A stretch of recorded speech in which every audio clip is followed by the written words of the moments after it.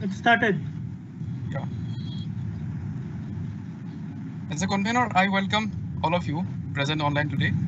A good morning, a very good morning to one and all present with us today in the second day of International Virtual Workshop on Global Seismology and Tectonics. As a convener, I welcome first of all of you thanks to all the participants who attended the lecture by Professor Andrew Michael yesterday.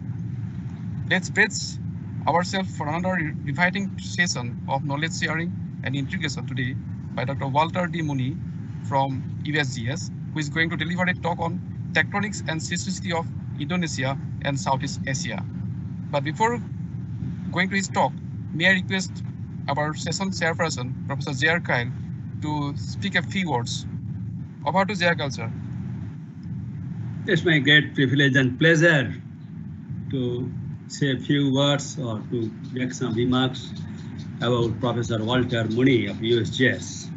He's my very good friend, very warm friend, and I think there is no earth scientist or seismologist in the world who does not know Walter Mooney. He's a global seismologist in true sense, literally a global seismologist.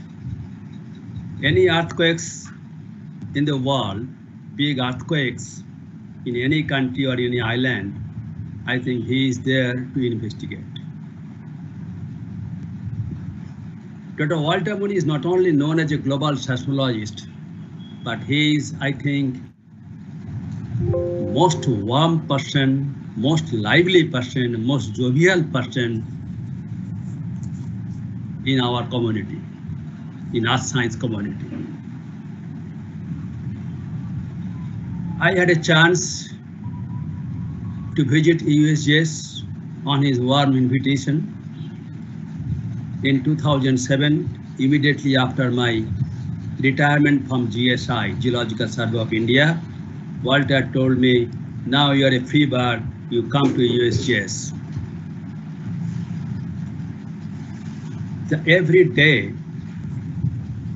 in the Menlo Park USGS office, I still remember the road, the Walter's guest house, the office, every day Walter's warm hospitality. Then he took me to, not only that, he took me to Mexico to attend the AGU meeting in 2007.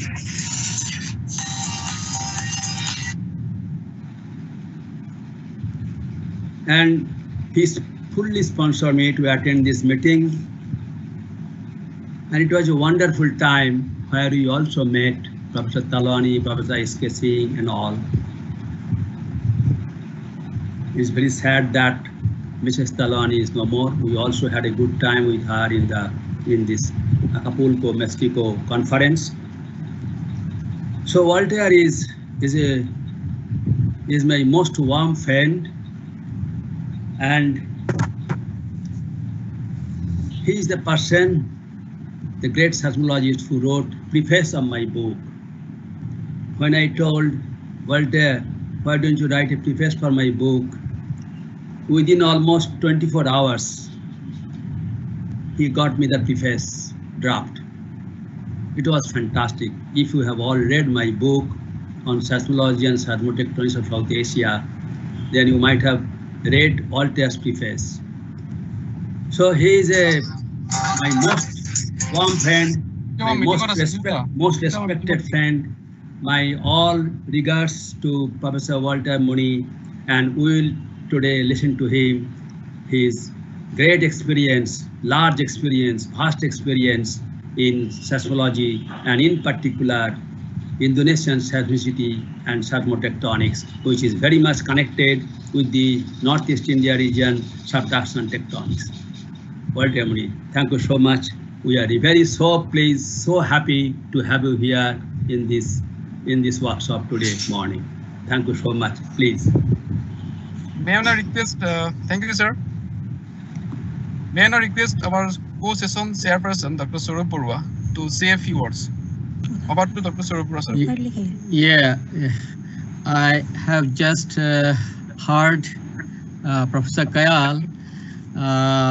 We are really fortunate, not only fortunate, we are really, really fortunate that today our chief guest is Professor Walter Mooney, who is renowned worldwide. And on behalf of CSIR NIST, I really thank you, sir, for considering our invitation.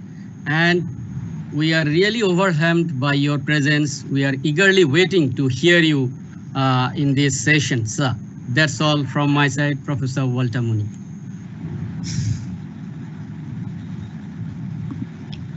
Now, let me read out a summarized biodata of our keynote speaker, Dr. Walter D. Mooney. Walter Mooney is a research seismologist and geophysicist at the US Geological Survey. Mooney was the branch chief of seismology from 1994 to 1997. He has led fieldwork throughout North and South America and participated in extensive research affiliations with colleagues in Mexico, Europe, Russia, China, Taiwan, Japan, India, Australia, New Zealand, and East Africa. He is the program leader for the USGS contribution to the Indian Ocean Tsunami Warning System and has extensive experience at leading training. His major interest is global Earth crustal structure and tectonics, particularly the continental lithosphere. Professor Mooney has authored more than 170 papers and reports, including publications in renowned journals like Science, Journal of Geophysical Research, Technophysics, etc. Mooney is a consulting professor of geophysics at Stanford University and visiting faculty at the following institutions like University of Karlsruhe, Yale University, University of Paris, University of Strasbourg, Rice University, and California Institute of Technology. He is a fellow of American Geophysical Union, the Royal Astronomical Society, and the Geological Society of London. He received the Gold Medal Award in 2002 from the Indian Geophysical Union and was elected Foreign Fellow by European Academy in 2004. In 1995, he was awarded the Geological Society of America's George P. Pollard Award. Of course, it's a very short bio, and for some perspective, he has a Wikipedia page to his name. Now over to you, Dr. Mooney. Thank you.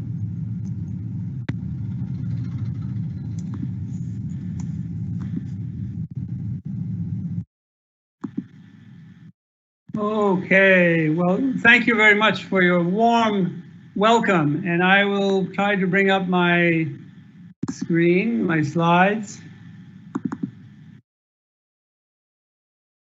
There we are. Well, that was a very warm and generous welcome from each of you. Thank you so much for this opportunity.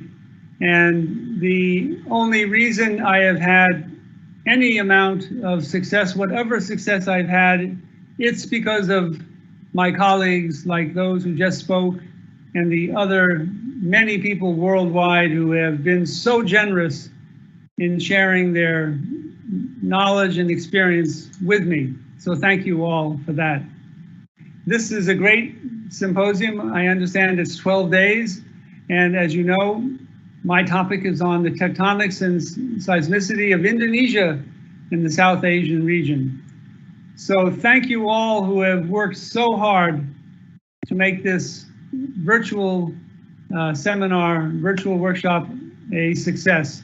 I know it's taken weeks and weeks and months of coordination and sacrifice by all the conveners, organizers, technical leaders, and so on. Thank you all very much. Today, I would like to talk to you about this very special and very interesting region of the world. You know, when I first saw the tectonic map of Indonesia, I was taken aback. If you look at eastern Indonesia, it's so complicated and so diverse with subduction zones in every direction. It seemed overwhelming, in fact. However, on further reflection, I realized that in some ways you can divide Indonesia and South Asia into two basic units. To the west, including Borneo, Malaysia, Thailand and elsewhere, and Sumatra and Java, you have this continental block which has very shallow water. If the sea level were to go much lower, all of this region would be above sea level and be a very clear continent. Whereas to the east, Indonesia, Philippines, and these other regions are a very complicated array of subduction zones, island arcs, accretionary prisms, and ocean collision zones. So we have a two-part system, and today we're going to see how they have evolved very differently.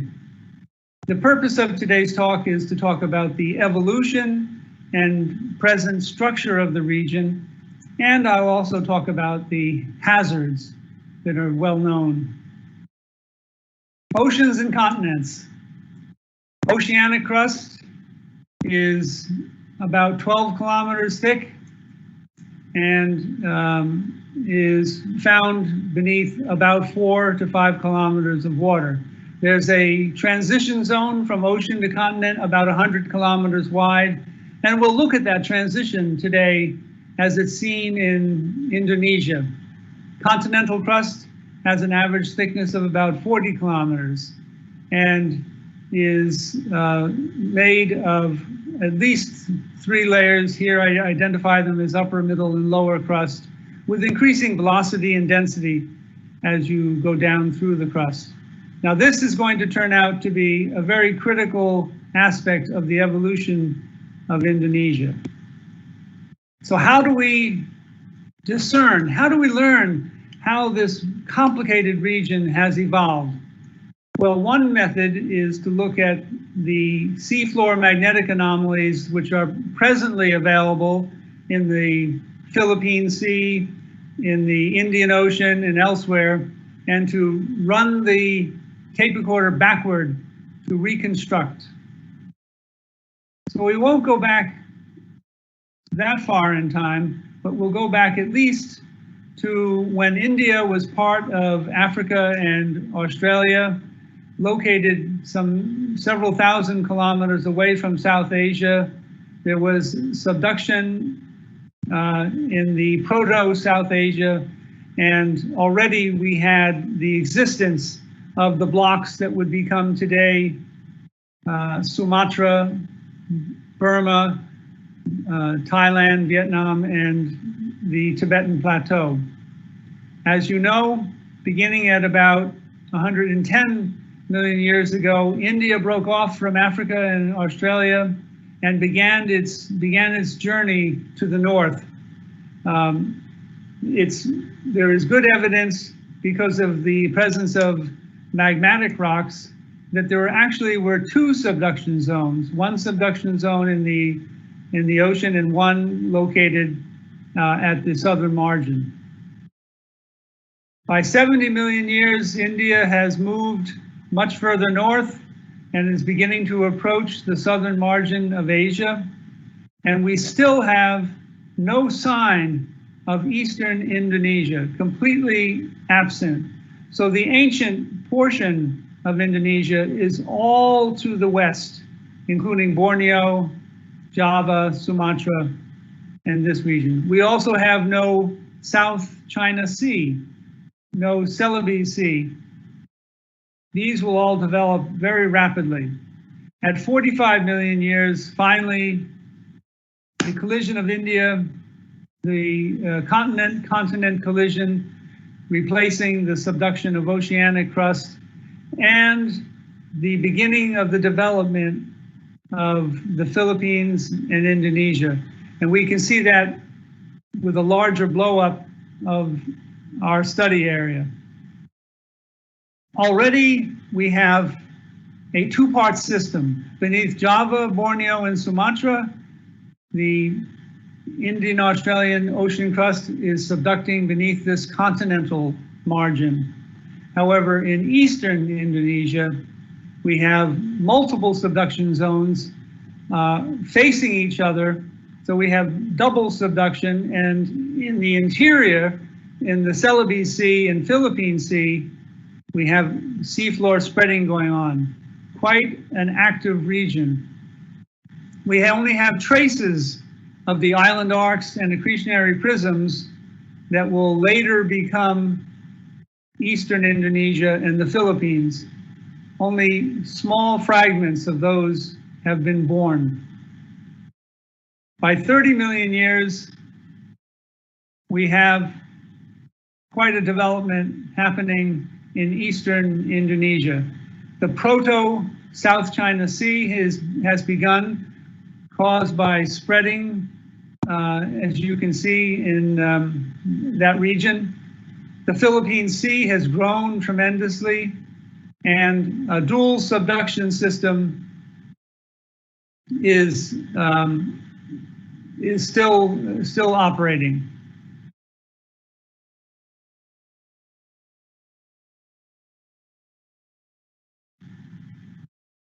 At 15 million years, we have a mature situation. India has now begun to dock with South Asia, and the continent of Australia has begun to collide with East India. Let's take a look at that with a close-up of our study area. Here we see, again, ongoing ocean continent subduction in western Indonesia beneath Sumatra, Burma, and Borneo, and the moving and adjustment of the oceanic plates in the Philippine Sea, Celebes Sea, and the beginning early formation of the islands that will become Sulawesi and Mindanao in Indonesia. Finally, at 5 million years before present, we have almost the present day formation, a great complex amalgamation of islands and formations in eastern Indonesia, including the formation and rifting of New Guinea away from Australia, and the beginning of strike slip faulting at the northern boundary of Australia. So our present day situation is again presented here. This is a bathymetric map with the inferred plate boundaries shown as heavy black lines, volcanic arcs quite visible. And what we're going to look at today is how this entire complex system is expressed in terms of its seismicity and active tectonics. It's a great area to study and is one of the most interesting, complex, and fascinating parts of the world. So conclusion number one from what I presented is quite simple. Ocean continent subduction is steady, uniform, and long-lasting, whereas ocean subduction is complex, rapidly evolving, and very short-lived. Let's go back to our diagram.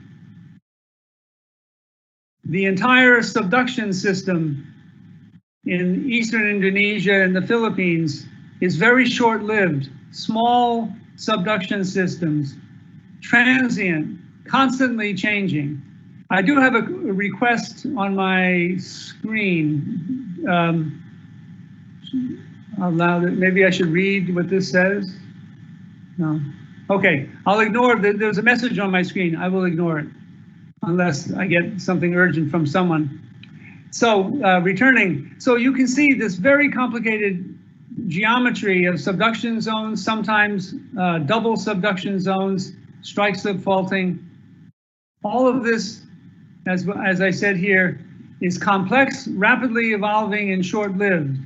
So I am going to introduce today the C.V. Raman Prize to the geophysicists who can explain this observation that we see in Indonesia.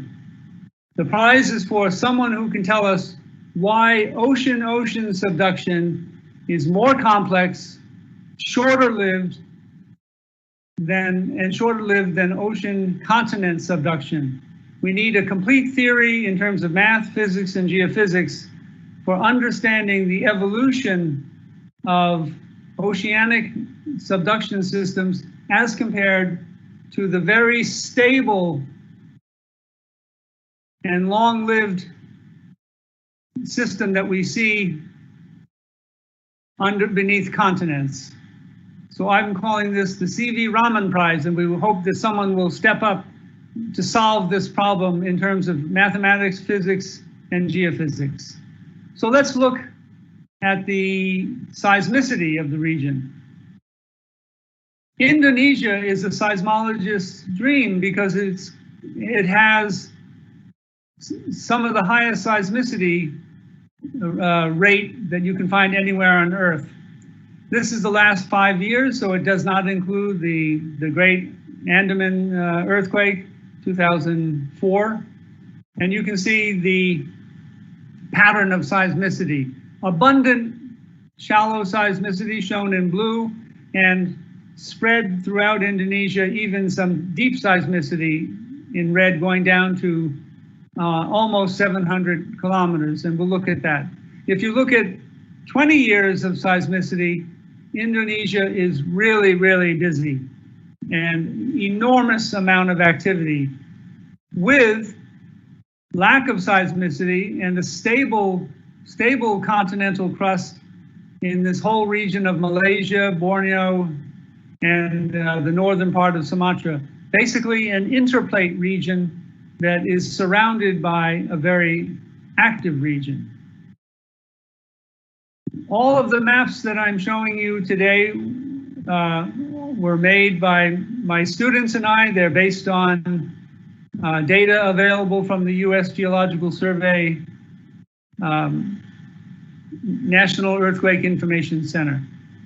Here's the seismicity that is only the intermediate to deep seismicity. So it cleans up the plot quite a bit. If we look at Sumatra and Java, these are events greater than 100 kilometers depth, still a very large number of events. And the really deep earthquakes are abundant north of Timor and become fewer as you go to the west. Very abundant deep seismicity in the beneath the Celebes Sea. So let's look at a few cross sections. We're now in central Indonesia, and we're going to look at cross section D and E. Cross section D is, of course, eastern Java, and cross section E is the boundary between Sumatra and Java. Here's the cross section. What is going on? This is really remarkable. We have abundant shallow seismicity going down to 200 kilometers, then this 300 kilometer wide gap, and then deep seismicity. What is going on? We need to know whether or not there has been break-off of the slab, or whether the stress regime is such that it's a neutral portion of the slab and there's a lack of seismicity because stresses are very low. Trying to understand this pattern is a very big challenge and an interesting challenge. The way we can solve this is by seismic tomography, and we can look to see whether or not the slab is indeed continuous from the surface to a depth of 600 kilometers. Cross-section E. Cross-section E is located here in western Java. And here, again, we see a pronounced seismicity gap below a depth of about 200 kilometers, and then one sole lonely earthquake at a depth of 600, suggesting that this could be continuous, but it needs to be determined from seismic tomography. Looking further to the north, in southern Philippines and Celebes Sea, we have two cross sections. We've made two cross sections, A and B, through this very abundant zone of earthquakes, where you can see there's everything from shallow, intermediate to deep. The ideal kind of cross section. Look at that amount of seismicity. It's absolutely amazing. And we have double subduction zones. You'll see soon that there's actually two subducting plates. Okay, here's cross section A. Here's the Sanghi slab that's hanging down, going down to 650 kilometers. And within this other cluster, you have the Philippines Sea slab and the Cotabato slab over here. Now, for this region, I am going to show you seismic tomography so you can see more about the geometry. Look at cross-section B in the southern Philippines and northern Indonesia. And here the slab seems to be very continuous, and we have earthquakes all the way down. How do we explain this? How do we explain the very unexpected and different behavior of subducting oceanic crust, sometimes with continuous seismicity and sometimes with large gaps? As I said, there's double subduction zone here, and there's a east dipping slab as well as a west dipping slab. So let's look at the evidence coming from seismic tomography. This is the work of Fan and Da Peng Jiao in Tohoku University in Japan, 2019. And we're looking at cross-section G here, which is southernmost Philippines, similar to where we were just looking. You can see from the tomography that the seismicity seems to follow a high velocity, high P wave velocity, blue zone, and so the slab seems to be continuous. And here's the Philippines Sea plate subducting here, and the other small slab that was subducting there. Now let's look at some of the cross sections D, E, F, and G.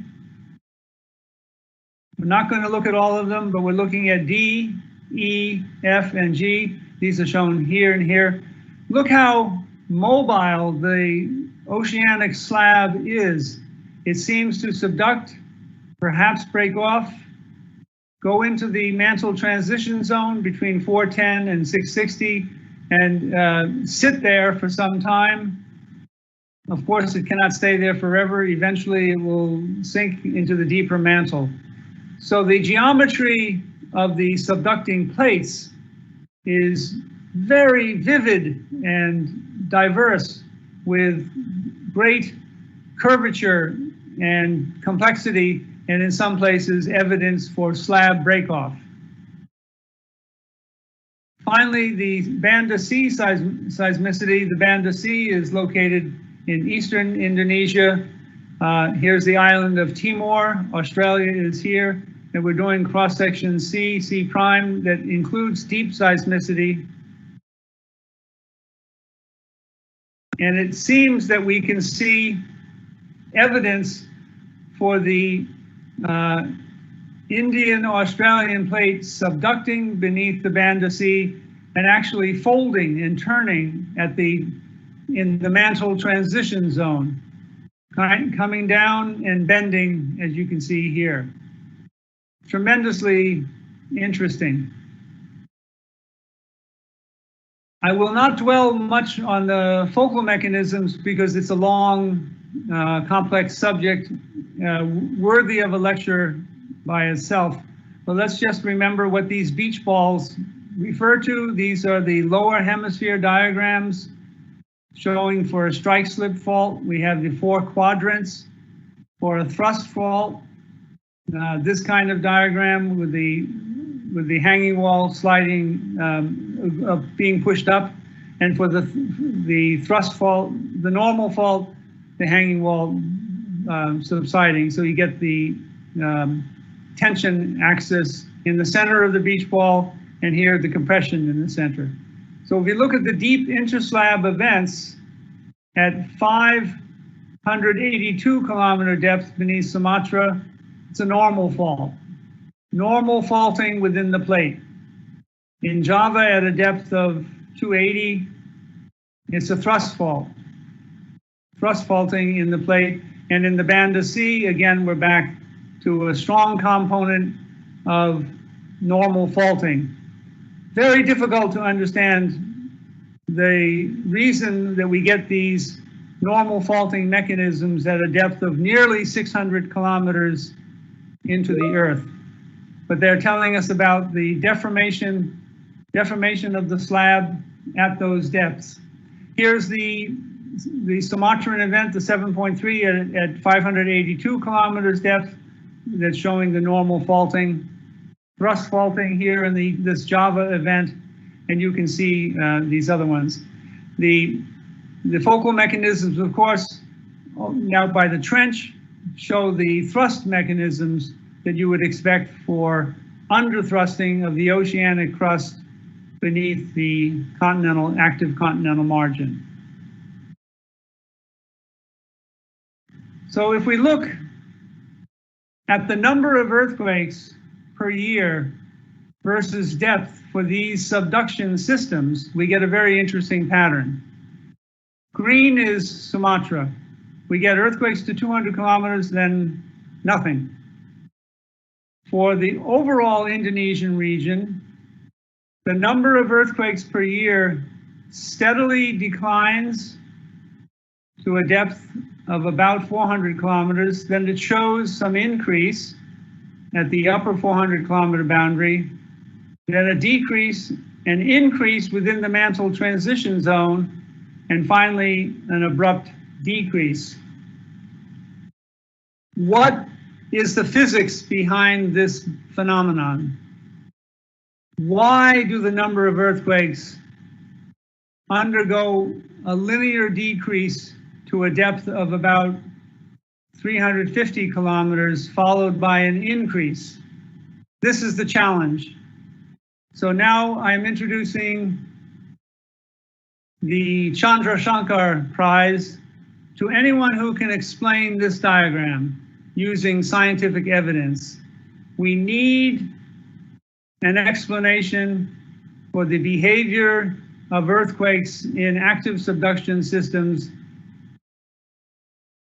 and to explain this simple but very clear pattern of steady decrease down to 350, an increase, a decrease, an increase above the 660, and so on.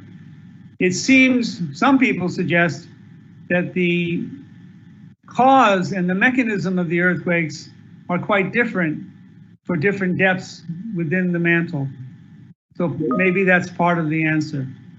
I cannot today give you a clear explanation for this clear pattern that we observe in the number of earthquakes as a function of depth. So let's just summarize. Eastern Indonesia shows complex, very high level of seismicity. It's mostly concentrated at plate boundaries, and the depth distributions do trace the Wadati-Benioff zone of subducting slabs, as evidenced from seismic tomography. Deep interslab events differ in source mechanisms and seem to depend a lot on the stress at different locations. And we know from experience that intermediate to deep events pose a low seismic hazard because of their distance away from civilization. So what can we learn from active source seismology about the tectonics of this region? Here's a reflection profile where sources are arrayed along the surface, many geophones, and we're looking for reflections off of various boundaries. This has been done by the team from Geomar in Kiel, Germany, where they conducted a detailed survey of Lombok, Sumba Island, and Java with a series of seismic profiles is shown here in red. Tremendous investigation. From their data, you can see the actual subduction of the oceanic plate. This is the top of the oceanic plate going down beneath the active margin, the Java forearc. And here is another example with very rough seafloor topography. They indicate this could be seamounts. Tremendous success in imaging the subducting plate. Of very great significance is the identification of splay faults in the upper plate. Here's the oceanic crust being subducted beneath the Lombok forearc, and as this compression takes place, there are prominent splay faults which cause topography at the seafloor. In many cases, we know that it is the splay faults rather than the actual trench that creates the tsunamis. How do we know that? Timing. In many cases, when a large megathrust event occurs, the ocean wave reaches the shore in half the time that you would expect if it were coming from the trench.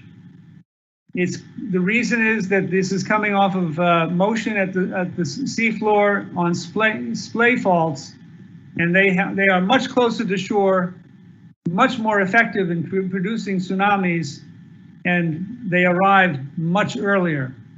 This even happened in 1964 in the Great Alaska earthquake, as documented by George Plafker of USGS. So not all seismogenic earthquakes need to rupture all the way up to the trench. They may only rupture up to the splay fault, and that would be sufficient to cause a very deadly tsunami. The margin is also very well studied by active source seismic refraction, which gives us the velocities within each layer, and that tells us a lot about the composition. And this is from the summary by Heidrun Kopp, also from Geomar. They conducted many profiles along the Java Trench, Java and Sunda Trench, in Java, Sumba Island, Lombok, and going over towards Timor. Let's take a look at just one example, because we don't have time this morning to look at all of these results. Here is the structure of the Java convergent margin, which is much higher resolution than could be obtained, for example, with earthquake tomography. It's possible to follow the oceanic crust about 7 kilometers thick down beneath the forearc basin high, and that continues, as we know from the seismicity data, to great depth. Above that, we have, in this case, an accretionary prism, low velocity sedimentary rocks which have been scraped off of the pretty old oceanic crust subducting here. And in the forearc, we have crystalline crust beneath the forearc basin. The forearc basin has a variety of widths and thicknesses, but basically the forearc thickness appears to be about 15 to 20 kilometers thick. Very successful program, and it's based on studies that are using ocean bottom seismic recorders, OBSs, a new technology in the last 30 years, which has made big difference in our knowledge. So what are the hazards conclusions from the seismic reflection and refraction studies of the Java convergent margin? Seismogenic earthquakes are very common. We know from the seismicity studies. Splay faults are everywhere, and this is a real worry because the splay faults coming off of the megathrust have the capability to cause great tsunamis that hit shore very early. And furthermore, tsunamigenic landslides are also possible due to the steep slopes that were mapped with the seafloor mapping of these margins. A very dangerous and tectonically active convergent margin. So let's go to Sulawesi. We'll finish up with a look at a northern island and at the earthquake that occurred on a strike-slip fault in northern Sulawesi in 2018.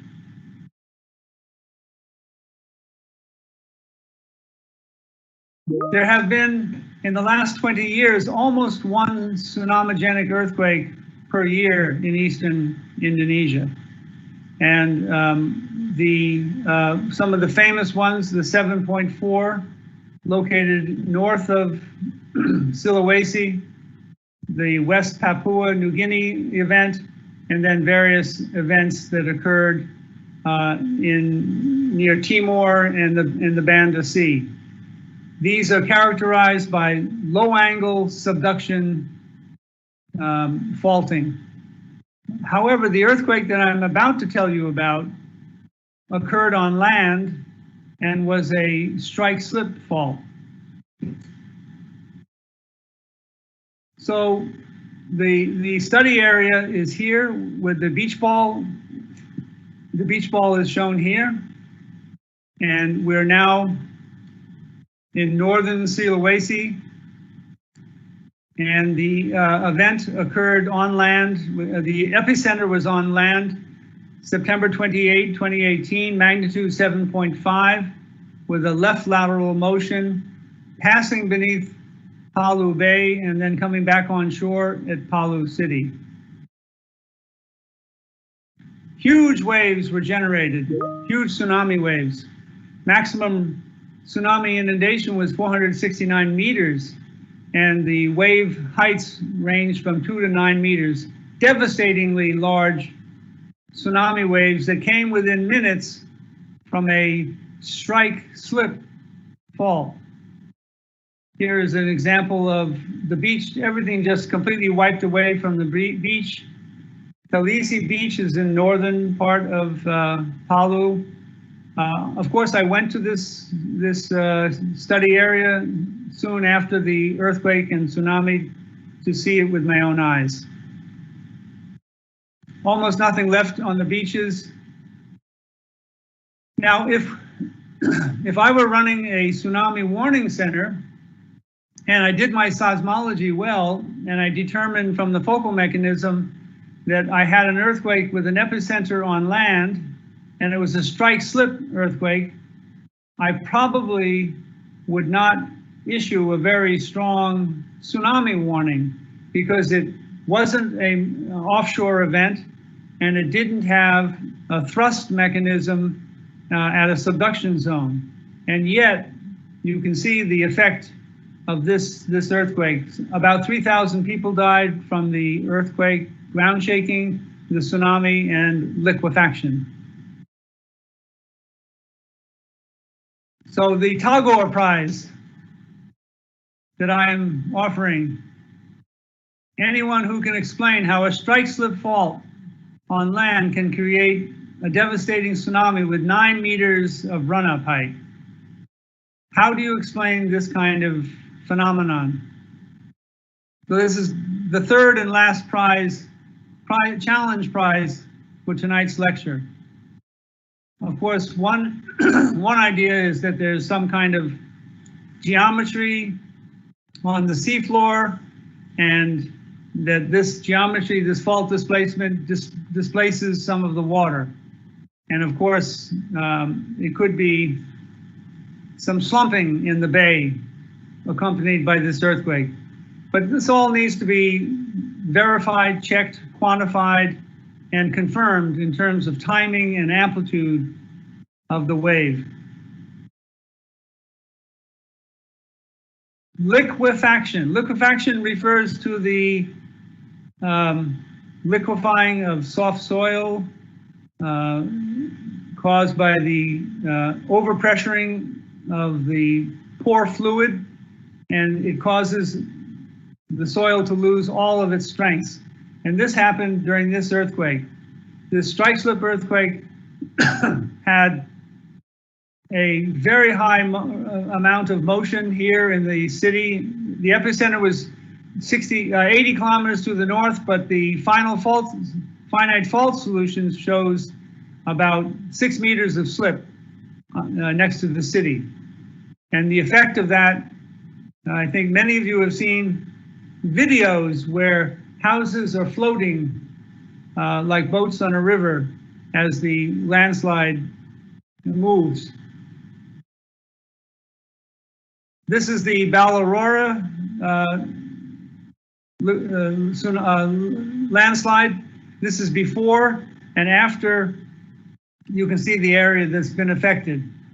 If you go to this place, you do not see the houses at the surface anymore. They have been turned and churned and buried beneath the mud. So it's actually a very, very dangerous situation.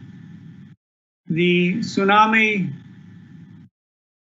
that I'm referring to is this one here, Balarora. And some of the staff of the earthquake center lost their own homes in this liquefaction. Kotobo landslide, here it is before. You can see many one-story houses, agricultural fields, and the whole side of the hill just flowed like honey on a tilted surface. The ground shaking had a sufficient duration and amplitude, and the pore pressure change was such that it was able to flow like this. The distance of this arrow is 0.5 kilometer, and enormous amount. This is the so-called head wall up here, where the tsunami begins. This is the location of it. So it's this, although the Balarora was right on the fault, this is located about 4 kilometers away from the faulting, and indicates that the local conditions, including the soil saturation, plays a major role. And this is the final example I'll give. This is a narrow tsunami. Here it is, the before situation, again, 0.5 kilometer here, and it flowed like water in a river with a very fast motion. The angle of repose here is about 2.4 degrees. So it's a very low angle of repose, meaning that it just needs an earthquake with sufficient amplitude and duration to trigger strong liquefaction. So this in red here is this landslide here. So the challenge we face as seismologists is that we tend to think that only thrust faults at on the mega thrust at trenches will cause strong tsunamis. And sometimes we think that earthquake damage is principally due to ground shaking. Well, the liquefaction effects can be equally devastating and claim as many lives as the ground motion effects. So in conclusion, there's the geometry of the fault. It's a strike slip fault passing through the city. This left lateral strike slip fault caused a huge tsunami and major liquefaction. And tsunamis were not on the list, anyone's list, for the natural hazards at this location. So we really need to do a better job of solving the problems of earthquake, tsunami, and landslide hazards. So here are the 3 challenges that I offer you today. Try to explain the complexity of ocean subduction. The Chandra Sanko Prize I offer is for the earthquake depth number of earthquakes versus depth into the mantle that we see clearly in Indonesia, and what I call the Tagore Prize, how strike slip faulting can cause a tsunami. Thank you very much for your attention. The study of Indonesia is very rich in its rewards to anyone who chooses to go there, and I'm very pleased to have this opportunity to tell you of some of our progress.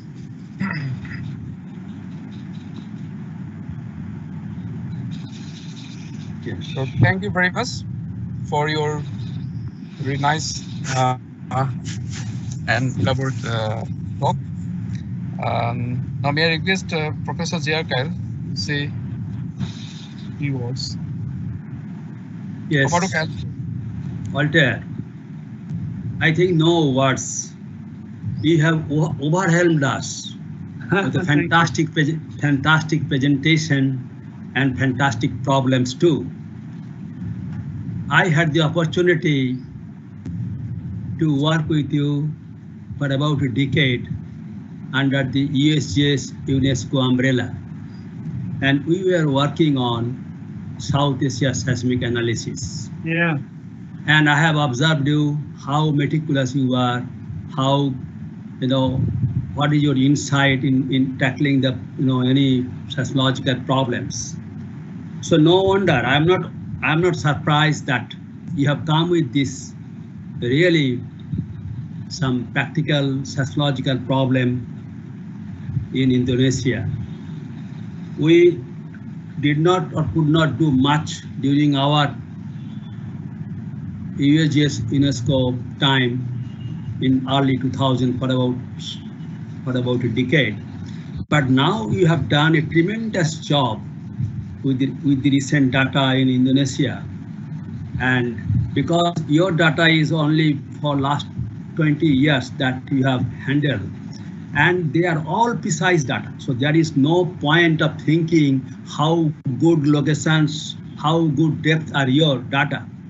So your data is very good, and your observation is really, it touched me, because so far our understanding is that, well, subduction zone earthquakes are up to 700 kilometers below Java, but I did not come across, maybe my ignorance, I did not come across there is a gap, after 200 kilometers, there is a gap, and then there is a seismicity. That I think you have given us a tremendous problem, and I hope there are some young student and researcher, they'll think on this problem of this gap, in the subduction structure. Then you have given another problem, the different source mechanism in the subduction zone, and how come this normal faulting, strike slip faulting happening at a greater depth. There could be some, could be that you have already mentioned, could be some tearing effect, and but it needs very in-depth study. So that is another problem you have given. And I think you have, as usual, you always something outstanding. You always give,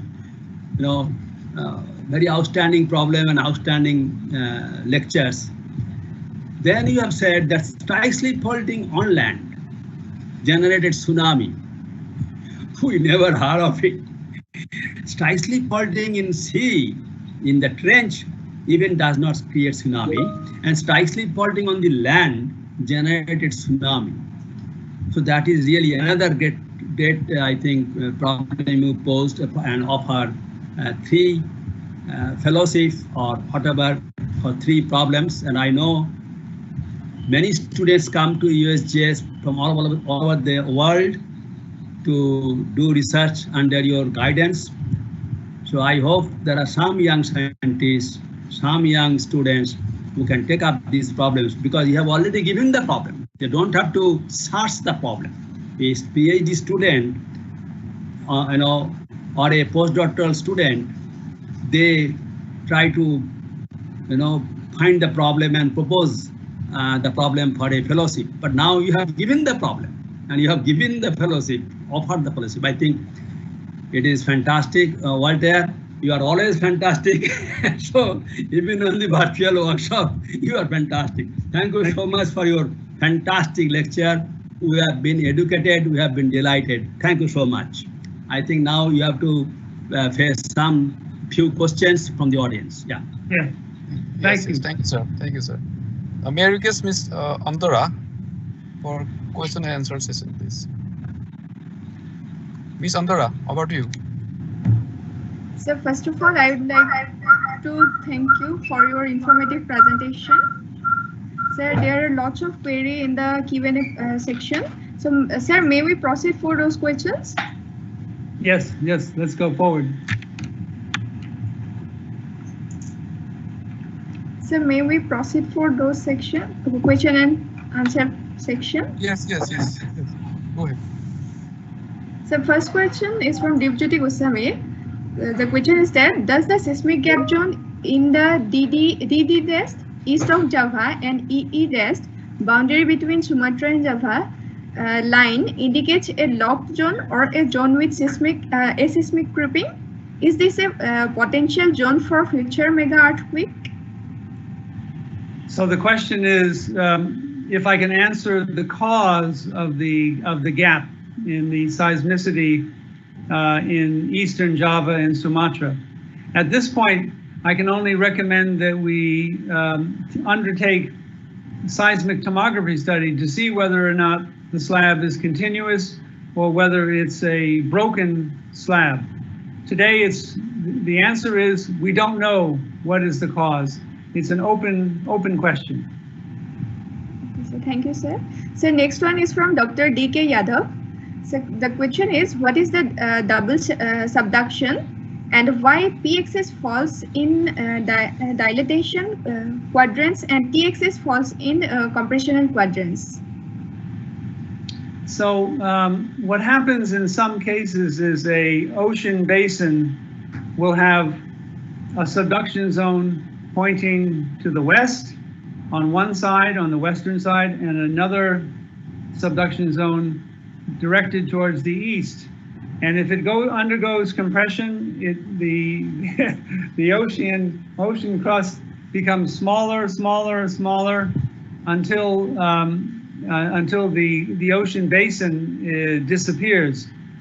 So this I wouldn't believe until I saw it with my own eyes with the seismicity of the Celebes Sea in southern Philippines. And the other part of the question was about the compression and dilatation, and this is basically classical seismology known as focal mechanisms with the motion of the fault either causing a compressional quadrant or a dilatational quadrant from a pull. I think this can be read in detail even on Wikipedia. So I will not go into a great explanation for that. Thank you, sir. So next question is it possible to take electromagnetic wave into consideration in place of seismic wave for earthquake prediction or for PSHA? Is there any similarity between the electromagnetic wave and seismic wave? Oh, this is a really good question. This is a wonderful question. What about electromagnetic waves? Well, I should first of all apologize that I didn't discuss electromagnetic contributions to studying the subsurface of the Earth. Obviously, the Earth has varying conductivity. At the near surface, we have wet sediments and they conduct electricity well. And as we go into the deep Earth, maybe a granitic pluton, very low conductivity, we also call that high resistivity. So electromagnetic methods are very powerful and they're very well applied in India to a variety of problems like looking at basins and so on. Now the question included the issue whether electromagnetic waves can in some way help to predict earthquakes. Well, so far, in the view of most experts, we don't have a way of predicting earthquakes, neither with electromagnetics, nor with radon gases, or with seismicity patterns. We haven't found that solution. Electromagnetic studies of earthquake prediction continue in many countries. I know that it's continuing in India, in Japan, and China, but we're waiting for the solution, and we don't know when, if or when it will come. Thank you for that question. Thank you, sir. So next one is the number of seismic events increases in 410 kilometer and 660 kilometer depths as shown, which can be correlated with two of the major mental discontinuities. Can the phase change of olivine that occurs in these two depths be responsible for this phenomena? Very good question, and I think the person asking this question is already well on the way to the Chandra Shankar Prize, because they are hinting at the solution. Yes, the fact that there is these phase boundaries at 410, yes. Peridotite, olivine going to Wadsleyite, these phase changes must be part of the solution. So one suggestion is that this increase in earthquakes is a reflection of the phase change that occurs at that boundary. But of course, we need to demonstrate that somehow, either mathematically or with better observations. But this questioner is already well on the way. My hat is off to this clever person for thank you so much. Thank you so much. Already a great deal of insight. Thank you, sir. So may we proceed for more questions? Yes, of course. Okay, thank you, sir. So next one is what is the minimum amount of ground motion acceleration and the duration can cause liquefaction in areas like Northeast India? Wow, this is a very good question. I will repeat it. What is the lowest amount of ground acceleration and seismic duration that would be necessary to generate liquefaction in Northeast India, or for that matter, in any location? This is a major research topic, and I have been looking into it very carefully. You know, in the current example in Palu, Indonesia, where I showed that great liquefaction events, there were no seismometers. We do not have ground motion measurements, either accelerometer or velocity from any instrumentation. So part of the reason that we are limited in our ability to answer the questioner adequately is a lack of data. Now, the Pacific Earthquake Engineering Research Institute at UC Berkeley has an available online database of all liquefaction events and the ground motions that were measured. So we're at the beginning. This is like a new horizon. We're like being on a ship and seeing just the top of the palm tree. We're just beginning to get into view of understanding and quantifying the liquefaction process. But today I cannot tell you the answer to the question. I can only tell you one hint. I talked to the world's expert, and he said he's beginning to suspect that the duration of ground shaking is more important than the peak ground acceleration, because the peak ground acceleration can be very short duration. It may only last a second or half a second. So maybe I would hint to the questioner, he or she should look into the duration. This may be the key effect. Thank you, sir. So the next one is, can we think of overlapping strike-slip fault causing tsunamis, just like transpressive zone? Oh my God, this person is getting close to winning that prize too. Oh my God. Okay, the C.V. Raman Prize can be soon given out. Yes, the solution to the strike-slip faulting problem could be given by offset stepping, where you get thrust faulting in between the offset strike-slip steps. So I agree with the questioner that actually a long fault, 120-kilometer long fault, like the Palu earthquake fault, is not composed of one single strand. It should have offsets, and these offsets may be the clue that provide the mechanism for generating a tsunami beneath the bay. Good point. Oh my God, these prizes are going to be given out quickly.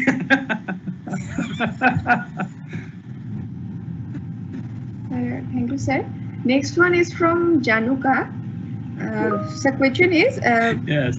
would the thrust to normal faulting be related to slab bending and unbending? Bending and unbending generates different stress regimes. Very good suggestion. Bending and unbending, that's a very good suggestion. And I think that the way to look at that one is to look at that example that I showed in the Banda Sea, where we have the slab bending, and look at the mechanisms there. So the proof of the pudding would be to look more closely at the data, but this is a very good hypothesis that slab bending and unbending can be related to the mechanisms that we're discussing. So now we have two competing hypotheses for these normal and thrust faulting for deep events. One would be phase change related, the other would be slab bending and unbending. So you see, we already have two competing camps that have to look for the truth. Right. Yeah. I think one more question, Antara, Okay. and then you can stop. Next, from Dr. R. Arun Prasad. The question is regarding the seismicity gap between shallow and fluid levels. It's possible that the thermal and density condition make the creeping kind of deformation, which does produce recordable earthquakes. What is the role? So I didn't quite get that. The question is about the seismic gap. And say that, can you explain it one more time? What's the question? Regarding the seismicity gap between shallow and fluid levels, Yeah. it is possible that the thermal and density condition make the creeping kind of deformation, which does not produce recordable earthquake. What is the role of thermal runway in those deeper events? Well, the questioner suggests that there are no recordable earthquakes, but you know, the sensitivity of the instrumentation is increasing all the time, and so any earthquake magnitude 4 or greater would be detected by the instruments. And now using the Indonesian network, the local Indonesian network, we can test the questioner's idea because they have put out 150 broadband seismometers right on the islands. So it's a good suggestion, and I think that we can evaluate that with new data. Thank you. Yeah, thank you very much. Thank you, sir. Thank you, Professor. Yes, I think. And thank you, Ms. Antara. Now, may I request Dr. Tipangsu to go ahead with his vote of thanks. Over to Dr. Tipangsu.